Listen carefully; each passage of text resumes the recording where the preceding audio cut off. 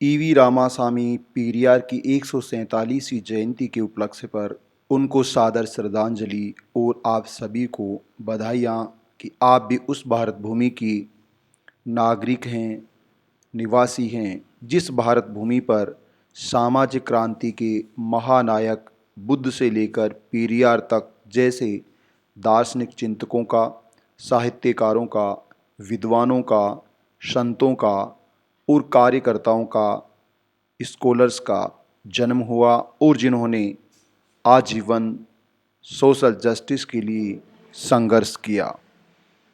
बालों की लट से पहाड़ उलटना। आइए साथियों जानते हैं जाति के विनाश के लिए पेरियार का चिंतन और दर्शन क्या था। पेरियार अपनी मान्यता का पालन करते हुए मृत्यु पर्यंत जाति और हिंदू धर्म से उत्पन्न असमानता और अन्याय का विरोध करते रहे। ऐसा करते हुए उन्होंने लंबा, सार्थक, सक्रिय और सो उद्देश्यपूर्ण जीवन जिया था। अपनी मृत्यु से ठीक 2 वर्ष पूर्व अपनी स्थिति को साफ करते हुए उन्होंने लिखा कि जाति का विनाश जाति के मूल कारणों के विनाश पर निर्भर करेगा। जाति को जन्म देने वाले 4 मुख्य कारण हैं। जाति की 4 धुरियां हैं भारत में। नंबर 1 ईश्वर, नंबर 2 धर्म, शास्त्र और ब्राह्मणवाद। इन चारों का अंत किए बिना जाति का अंत संभव नहीं है और भारत में जाति का अंत किए बिना सामाजिक न्याय की स्थापना करना संभव नहीं है। यद्यपि मैं पूरी तरह जाति को खत्म करने को समर्पित था, लेकिन जहाँ तक इस देश का संबंध है उसका एकमात्र निहितार्थ था कि मैं ईश्वर, धर्म, शास्त्रों तथा ब्राह्मणवाद के खात्मे के लिए आंदोलन करूं। जाति का समूल नाश तभी संभव है जब इन चारों का नाश हो। यदि इनमें से कोई एक भी बचता है तब जाति का आमूल उच्छेद असंभव होगा, क्योंकि जाति की इमारत इन्हीं चारों स्तंभों पर टिकी है। केवल आदमी को गुलाम और मूर्ख बनाने के बाद ही जाति को समाज पर थोपा जा सकता था। लोगों में ज्ञान और स्वाधीनता के प्रति जागरूकता पैदा किए बिना जाति का कोई भी खात्मा नहीं कर सकता है। ईश्वर, धर्म, शास्त्र और ब्राह्मणवाद लोगों में गुलामी और अज्ञानता की वर्दी के लिए बनाए गए हैं। वे जाति व्यवस्था को मजबूती प्रदान करते हैं। साथियों, इस तरह के अनेक पाठांतर भी हैं। 1930 और 40 के दशक में पेरियार ने लोगों को समानता और स्वाभिमान से, आत्मसम्मान से भरपूर न्यायपूर्ण समाज की स्थापना के लिए 3 प्रकार के पूर्वाग्रहों जाति, धर्म और राष्ट्र का विरोध करने की सलाह दी। कुछ सीमा तक पेरियार ने इनके चौथे और 5वें पूर्वाग्रह को भी शामिल कर दिया था। पेरियार ने मानव मस्तिष्क की जटिल विवेक सम्मत गतिविधियों, चिंतन धाराओं, पसंदों का निर्धारण व्यक्ति और राज्य, सामाजिक व धार्मिक यानी जीवन के सभी पक्षों को ध्यान में रखकर किया था। वे मानते थे कि मानव मात्र इस तरह के प्रभावों को ग्रहण करने में सक्षम है। उनके लिए स्वतंत्रता और ज्ञान के प्रति अभिरुचि व्यक्ति विशेष के मनुष्यत्व को परिभाषित करती है। धर्म की आलोचना, विशेष रूप से हिंदू धर्म की आलोचना, उनके नास्तिक होने तक सीमित कर दी जाती है, जबकि इसके व्यापक संदर्भ हैं। पेरियार का निष्कर्ष था कि हिंदू धर्म जन्म पर आधारित सामाजिक विभाजन को न्यायोचित ठहराता है, साथ ही वह जाति आधारित भेदभाव को संस्थानिक वैधता इंस्टीट्यूशनल लेजिटिमेसी प्रदान करता है। इस मामले में सभी शास्त्र, इतिहास, पुराण आदि पूर्णतः स्पष्ट हैं। उनका कहना था कि इन ग्रंथों को महज शूद्रों और पंचमों के जीवन को नियंत्रित करने के लिए ही नहीं रचा गया था, अपितु उनकी रचना शूद्रों और पंचमों को उनकी तुच्छता का, हीनता का बोध कराने और उसे स्वीकार करने के लिए किया गया था। हिंदू धर्म सिवाय ब्राह्मण के किसी और को पढ़ने लिखने की अनुमति नहीं देता। बाकी लोग किसी शिल्प कला को सीख सकते हैं, अपने व्यापार में पारंगत हो सकते हैं, परंतु शिक्षा ग्रहण नहीं कर सकते। उन्हें मुक्त चिंतन और आसपास की दुनिया को जानने समझने के अधिकार से वंचित कर दिया गया था। हिंदू आस्था ब्राह्मण के योगदान, उसके कार्य क्षेत्र को अपरिमित मान लेती है, न केवल पुजारी के रूप में उसकी क्षमता को, अपितु धर्मनिरपेक्ष व्यक्ति के रूप में भी, जैसा कि उसने अपने लिए चुना है, मान्य ठहरा देती है। जैसे कि ब्राह्मणों के इस दावे पर भी जब वे मौलिक चिंतक और समाज के मार्गदर्शक होने का दावा करते हैं तो सहज विश्वास कर लिया जाता है। ये राष्ट्रवाद के लिए ब्राह्मण की समर्थन को रेखांकित करता है, अथवा नौकरशाह या शिक्षाविद के रूप में जो भी ब्राह्मण स्त्री पुरुष अपने लिए चुनना चाहे उसे उनका विशेषाधिकार घोषित कर देता है। हिंदू धर्म तक ही पेरियार का चिंतन सीमित नहीं था। इस्लाम के वैश्विक भाईचारे और महिलाओं की दुर्दशा पर भी उन्होंने ध्यान केंद्रित किया। ईसाई धर्म की संस्थाओं में जातीय विभाजन की स्वीकृति और चर्च और पादरी को ईसाई धर्मावलंबी जीवन से संबंधित अतिरिक्त पूर्ण अधिकार देने का उन्होंने आलोचनात्मक प्रतिरोध किया।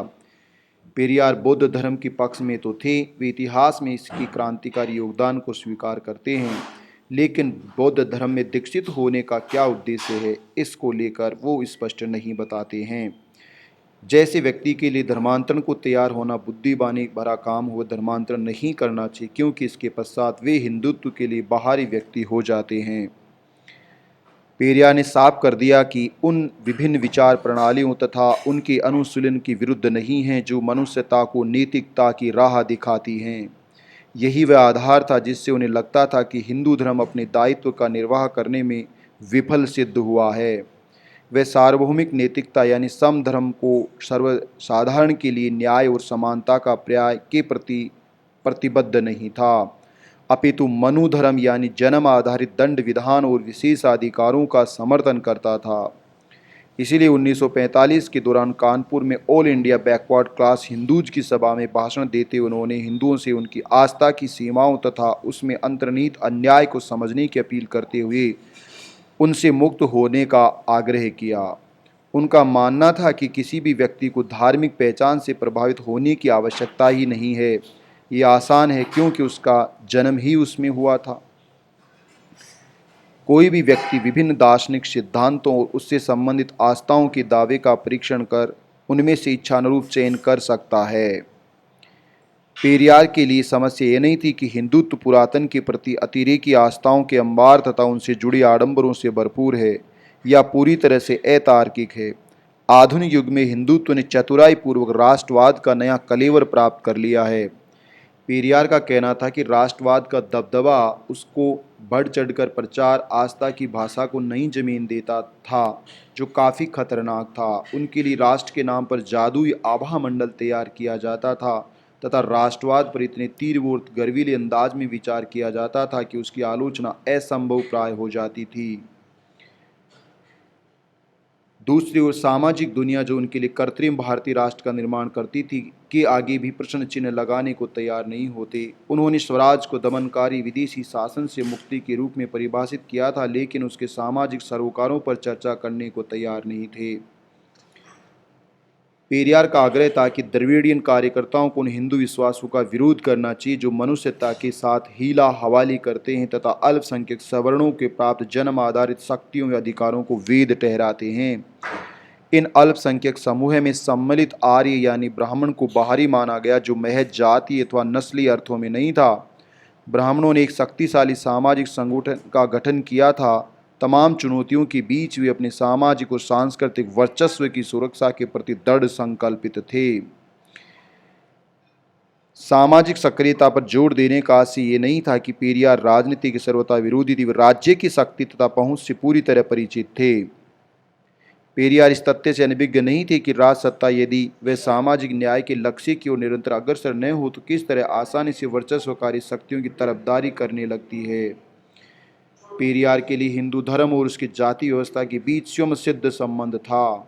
ठीक ऐसे ही जातिवाद विरोधी सक्रियता भी पीढ़ियों से मौजूद रही। उनके अनुसार हिंदू धर्म भेदभावपूर्ण जाति स्त्रीकरण के सिवाय कुछ नहीं है। जाति ही उसका मूल सिद्धांत है, इसका असली जीवन धारा है। इसके ग्रंथ सामाजिक भेदभाव और ऊंच नीच का समर्थन करते हैं। इसकी प्रथाओं ने अमानवीय बर्बर रीति रिवाजों को स्वीकृति दी है। वे सब मिलकर सामाजिक ऊंच नीच और भेदभाव का समर्थन करते आए हैं। सामाजिक रीति रिवाज और धर्मशास्त्रों की व्याख्या पर उसके पुजारियों का एक अधिकार बना हुआ है। उसके माध्यम से वे जाति के आधार पर बटे हुई समाज के आध्यात्मिक मामलों के स्वार्थपूर्ण प्रबंधक तथा उनके एकमात्र अधिकारी बने हुए हैं। पेरियार के लिए जाति और धर्म का अंतः संबंध बहुत व्यापी है। ये ज्ञान और ज्ञानार्जन के समस्त साम्राज्य, श्रम और शिल्प कर्म की दुनिया में दुनियादारी और यहाँ तक कि आंतरिक संबंधों के बीच भी अनेकानेक रूपों और स्तरों पर लागू होता है। आधुनिक युग में चीज़ें बदल चुकी थी, सभी को शिक्षा प्राप्त करने का अधिकार था, तथापि बहुत कम लोग धर्म और धार्मिक रीति रिवाजों को लेकर प्रश्न उठाने का साहस जुटा पाते थे। साथ ही जैसा पहले था, हिंदू धर्म आज भी मनुष्य ने क्या खाया है, कैसा पहना हुआ है, यहाँ तक कि सार्वजनिक स्थानों पर उसके व्यवहार, सामाजिक संबंधों, संक्षेप में उसके सदाचरण और दुराचरण मानवीय उत्तरदायित्वों कर्तव्यों का निर्धारण करता है। पेरियार ने लिखा है कि हिंदू विश्वास जाति भेद को जिंदा रखने, असमानता को स्वीकार्य बनाने में सहायक थे। वे निश्चित करते थे कि जातीय विधान एवं धार्मिक संरचनाओं के विरुद्ध आवाज उठाने वालों को दंडित किया जाए। उन्होंने छुआछूत को कायम रखा तथा उसकी उपस्थिति को न्याय संगत ठहराया। विचारणीय यह है कि ज्ञान और बुद्धिमानी के प्रति ब्राह्मण का दावा न तो उसकी योग्यता पर निर्भर है, न ज्ञान के प्रति उसकी उत्सुकता से, बजाय इसके कि ये दावे महज जन्म के संयोग तथा उन विशेषाधिकारों से संबंधित हैं जो इसके साथ स्वाभाविक रूप से चले आते हैं। ज्ञान और योग्यता के ब्राह्मणवादी दावे के बरक्स पेरियार तर्क की दावेदारी करते हैं। उनके अनुसार सभी मानवीय प्राणी बौद्धिक चिंतन में सक्षम थे और सभी मामलों, चाहे वे धार्मिक हो, सामाजिक हो, राजनीतिक, उपलब्ध प्रमाणों के विश्लेषण सभी में तर्क करने, समझने तथा उपयुक्त निष्कर्ष तक पहुंचने की योग्यता थी और अपनी निर्णय क्षमता का इस्तेमाल करते थे। पेरियार ने खुद भी धर्म और राजनीति पर अपने क्रांतिकारी विचारों को तर्कसंगत ढंग से प्रस्तुत किया। इसके बावजूद अपने अनुयायियों से उनका आग्रह था कि उनके विचारों का भली भांति परीक्षण किए बगैर उन्हें स्वीकार नहीं करें। वे अक्सर कहा करते थे कि आने वाले दशकों में उनके विचार पुरातनपंथी यहाँ तक कि निरर्थक सिद्ध हो सकते हैं। यही उनका तर्क आधारित मुक्त चिंतन और परीक्षण का द्वारा ज्ञान अर्जन का रास्ता था। गैर ब्राह्मण और दलित उस ज्ञान पद्धति को अपनाकर लाभान्वित हो सकते हैं तथा अच्छे और न्याय संगत समाज की रचना में उसका सदुपयोग कर सकते हैं। पेरियार समझाते हैं कि अतीत में ब्राह्मणों की वर्ण आधारित ज्ञानार्जन प्रणाली किस प्रकार श्रम का जाति आधारित विभाजन करती थी। ये दो तरह से काम करती थी। जाति का स्तर समाज में समृद्धि अनुपात भी तय करता था। मालदार और विशिष्ट वर्ग में शामिल थे पुरोहित, अधिकारी, वकील, दुकानदार, पूंजीपति, जमींदार और मिरासीदार। उच्च कुल के जन्म के आधार पर उन्होंने धन, संपदा और प्रतिष्ठा अर्जित करने का अधिकार था। बाकी लोग उसी तर्क के आधार पर श्रम के लिए धकेल दिए जाते थे। गांधी ने वर्णाश्रम धर्म को चतुराई पूर्वक नए सिरे से स्थापित किया है। उन्होंने जोर देकर कहा था कि गांव के गरीब आदमी को मुंबई के बनिए जितना धन जमा करने की इच्छा नहीं करनी चाहिए। बजाय इसके वह श्रद्धापूर्वक अपना काम करेगा, गाय चराएगा और जूते गांठेगा। हिंदू धर्म ने खास लोगों के लिए खास श्रम का प्रावधान किया था। इस रूप में वे केवल वही काम कर सकते हैं, कुछ और नहीं।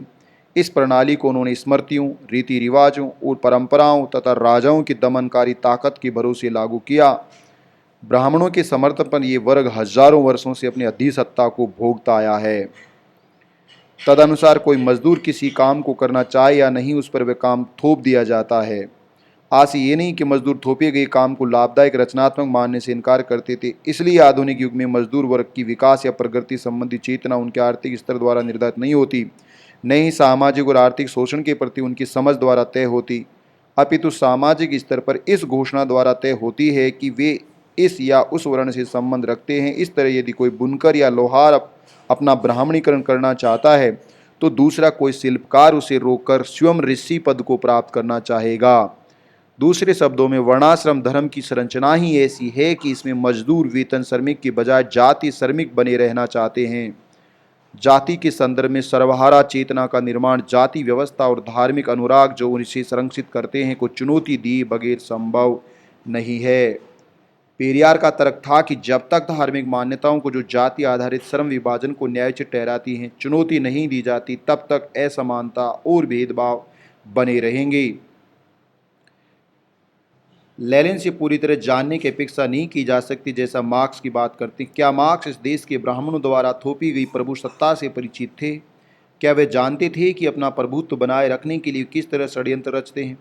क्या वे जानते होंगे कि इस देश के मूल निवासियों को जन्म से ही शूद्र, गुलाम, माता पिताओं की संतान माना गया है?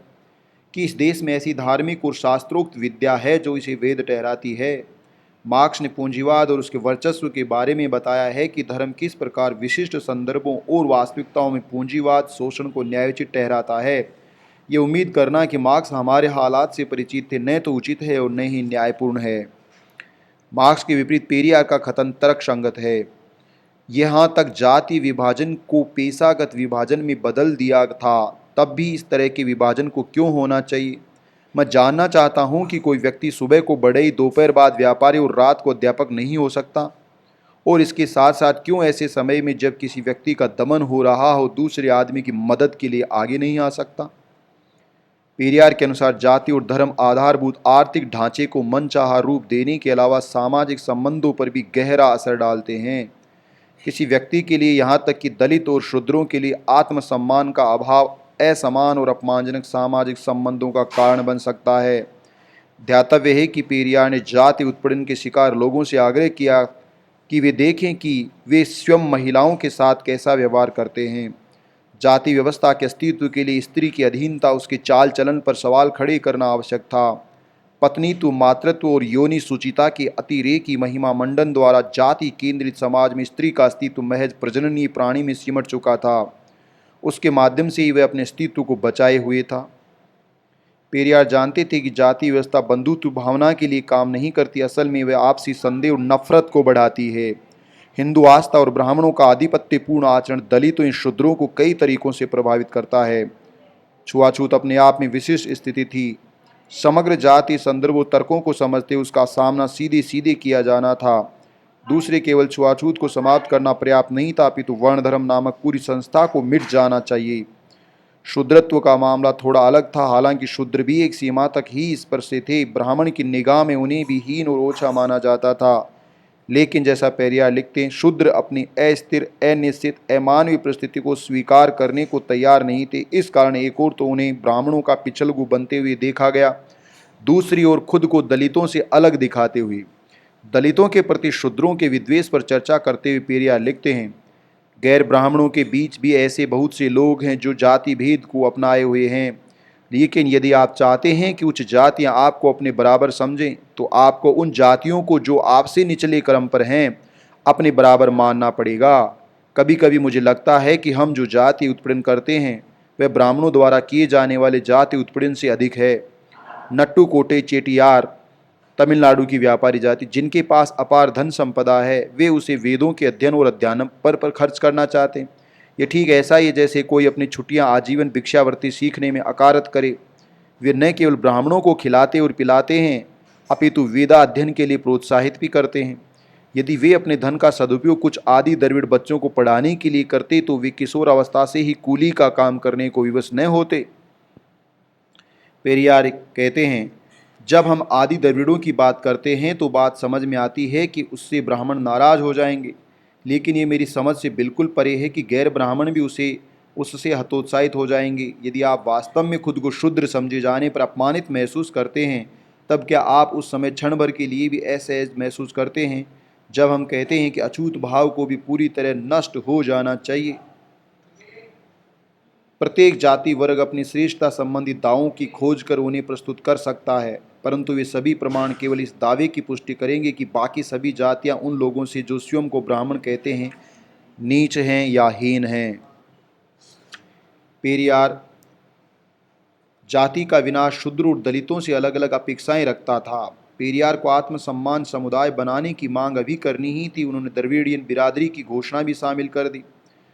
इस लक्ष्य को जड़ हिंदू विश्वासों, रीति रिवाजों के सतर्क खंडन और जीवन के नए रास्तों का चयन के माध्यम से प्राप्त किया जाना था। उसमें अंतर्जातीय विवाहों, स्त्री को सहयात्री मानने, कार्य क्षेत्र, परिवार और अंतरंग संबंधों के मामले में उन्हें मर्जी के अनुसार जीवन जीने में मदद करना शामिल था। दलितों या पिछड़े वर्गों में भाईचारा कायम करना और उसे बनाए रखना आसान न था, क्योंकि उसके मूल में भौतिक संबंध, शक्ति, संपदा, श्रम आदि भी अवरोधक के रूप में काम करते थे। शूद्र अपने आधुनिकीकरण को लेकर पेरियार के आह्वान को तो गंभीरता से लेते थे, परंतु उनके आपसी भाईचारे की अपील के प्रति उतने गंभीर नहीं थे।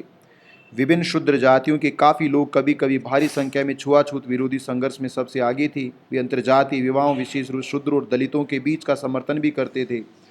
बावजूद इसकी शूद्र जातियों का एक उल्लेखनीय हिस्सा ऐसा भी था जो ब्राह्मणवाद की आलोचना का दिल से समर्थन तो करता था, मगर दलितों के साथ संपूर्ण एकता के आह्वान को अनसुना कर देता था। पेरियार के स्त्री पुरुष दोनों को बराबर का दर्जा देने के प्रस्ताव पर भी हर समय समान रूप से ध्यान नहीं दिया गया। आपसी सम्मान, समानता और साझा राजनीतिक विश्वासों के आधार पर अलग तरह के पारिवारिक और अंतरंग जीवन जीने के लिए संकल्प हमें लेना चाहिए। यदि पेरियार लिखते हैं, यदि वर्ण व्यवस्था अस्तित्व में नहीं होती तो अस्पृश्यता भी, जो उसकी देह का प्राण तत्व है, जीवित नहीं रह पाएगी। इसलिए यदि हम महात्मा के अस्पृश्यता उन्मूलन के सिद्धांत का अनुसरण करते हैं तो हम दोबारा अस्पृश्यता, जिसे हम समाप्त करने के प्रयास में लगे, कि गहरे गर्त में जा पड़ेंगे। पेरियार लिखते हैं, हमें अस्पृश्यों को वे अधिकार देने से इनकार करते हैं जो कुत्तों और सूअरों को आसानी से प्राप्त हैं। क्या स्वराज हमारे संदर्भ में अनिवार्य है? जनता से पूछना चाहिए कि उसके लिए महत्वपूर्ण क्या है, स्वराज या अस्पृश्यों की प्रगति, उनके लिए आत्मसम्मान भरे जीवन की उपलब्धता। उन्होंने इस बात से हैरानी थी कि जिस समाज में आत्मसम्मान का अभाव है, स्वराज का क्या अर्थ हो सकता है। तिलक का दावा है कि स्वराज उनका जन्मसिद्ध अधिकार है। चूंकि वर्ण व्यवस्था के अनुसार वे ब्राह्मण हैं और ऐसे मनुष्य मानते हैं कि बाकी लोग उनसे हीन हैं, ये भावना ही अपने आप में उनका जन्मसिद्ध अधिकार है। इसलिए इस अर्थ में तिलक को स्वराज शब्द का उपयोग करने के लिए बाध्य किया गया था, जो उस उद्देश्य हेतु निरर्थक, परिणामों की दृष्टि से भ्रांतिपूर्ण, अपने जन्मसिद्ध अधिकार के लिए राजनीति से अपनाया हुआ है। मगर हम दूसरों को भरमाकर जीवित रहने के लिए व्यस्त नहीं हैं। बजाय इसके हम मनुष्यता को उसके वास्तविक अर्थों में खोजने के इच्छुक हैं। इसलिए हम कहेंगे कि आत्मसम्मान हमारा जन्मसिद्ध अधिकार है। हमें ये मानना होगा कि स्वराज तभी संभव है जब पर्याप्त आत्मसम्मान हो, अन्यथा यह अपने आप में ही एक संदिग्ध मामला है। गांधीवादी धर्मनिष्ठा के मुकाबले विशेष रूप से सत्याग्रह और राष्ट्रवाद के सापेक्ष पेरियार ने आत्मसम्मान के दर्शन को ज़्यादा तवज्जो दी है। ऐसी आज़ादी और स्वतंत्रता के कोई मायने नहीं है जहां व्यक्ति का आत्मसम्मान नहीं हो। कहने की आवश्यकता नहीं है कि इस तरह के विचारों ने पेरियार को नाराज किया था। साथ ही उनके इस विचार की पुष्टि भी की भारतीय राष्ट्र को उन लोगों के हितों की रक्षा में दिलचस्पी नहीं थी जिन्हें हिंदू धर्म में सामान्य मनुष्य की गरिमा से सिर्फ इसलिए वंचित रखा था क्योंकि वे ब्राह्मण नहीं थे, गैर ब्राह्मण थे। ऐसे सांस्थानिक तर्कों द्वारा घिर जाना पेरियार के लिए विशेष कष्टप्रद था। उच्चतम न्यायालय के निर्णय संकेत मिलता था कि आगे हर राह अवरुद्ध है। अपने फैसले के अंत में विद्वान जजों ने आखिर में पांडुरंग वामन काणे का ब्रह्म पुराण से समृद्ध उद्धत दिया, जिसमें कहा गया था, जब कोई मूर्ति किसी जानवर जैसे कि गधा द्वारा स्पर्श की जाती है अथवा बाहरी जातियों गैर ब्राह्मणों के द्वारा अशुद्ध कर दी जाती है, ईश्वर उसमें रहना छोड़ देता है। दूसरी बेंच ने स्पष्ट रूप से लिखा था कि वे संविधान की धारा 25 और 26 के अंतर्गत प्रदत्त स्वतंत्रता की रक्षा के लिए कर्तव्यबद्ध हैं। इन अधिनियमों के अंतर्गत प्रदत्त सुरक्षा किसी सिद्धांत अथवा आस्था या विश्वास तक सीमित नहीं है। इनमें वे कर्तव्य भी आते हैं जो धार्मिक कार्यकलाप या उनका हिस्सा माने जाते हैं। इसलिए इनमें परंपराओं तथा उनके अनुपालन, उत्सवों, पूजा पद्धतियों जो धर्म का आंतरिक हिस्सा है की गारंटी भी शामिल है। ऐसे सभी मसले जो धर्म अथवा धार्मिक प्रक्रिया का आवश्यक अंग है, अदालतों द्वारा उनके फैसले धर्म विशेष की सैद्धांतिकी और उन सभी पूजा पद्धतियों जिन्हें कोई समुदाय अपने धर्म का अनिवार्य हिस्सा मानता है, के तत्वाधान में किए जाएंगे। AI 1972। इन परिस्थितियों में पेरियार ने अलग तमिलनाडु राज्य का नारा भी दिया। राजनीति और नस्ली मामलों को न्यूनतम जगह मिलेगी, इसके विपरीत उसमें वर्ण धर्म के विनाश तथा समानता और न्याय की स्थापना के लिए अधिक संभावनाएं होंगी। वह 1972 का वर्ष था। एक वर्ष पहले ही पेरियार ने जीवन के 90 वर्ष पूरे किए थे। फिर भी वे संघर्ष के लिए तैयार थे। जैसा कि उन्होंने लिखा भी था, जाति के विरुद्ध लड़ाई आसान नहीं है, न ही ये बहुत जल्दी समाप्त होने वाली है। अपनी उपलब्धियों को लेकर ये बहुत ही विनम्र थे, मगर भविष्य में किए जाने वाले कार्यों को लेकर सचेत। कुल मिलाकर जाति का विनाश ऐसा कार्य है जिसके लिए परम मानवीय प्रयासों की आवश्यकता है। जैसा कि अपने जीवन के अंतिम दशक में उन्होंने कई बार दोहराया कि यह पहाड़ उलटने जैसा है। आगे लिखा, बालों की लट से। उस समय भी पेरियार न तो क्षुब्ध थे न हताश। जीवन के अंतिम वर्षों में वे खुद को ऐसे वृक्ष के रूप में देख रहे थे जो अपने सभी पतियों को बिखरा चुका है। उनके पास खोने के लिए कुछ और नहीं था और इस बीच हर चीज थी जिसे जाति के विरुद्ध बोलकर आत्मसम्मान और समधर्म के समर्थन के माध्यम से प्राप्त किया जा सकता था। तो साथियों, ये पेरियार के जाति के विनाश को लेकर कुछ विचार थे जिनसे हमें प्रेरणा मिलती है और इस अमानवीय परंपरा को विखंडित करने में हमें अपने जीवन को समर्पित करना चाहिए।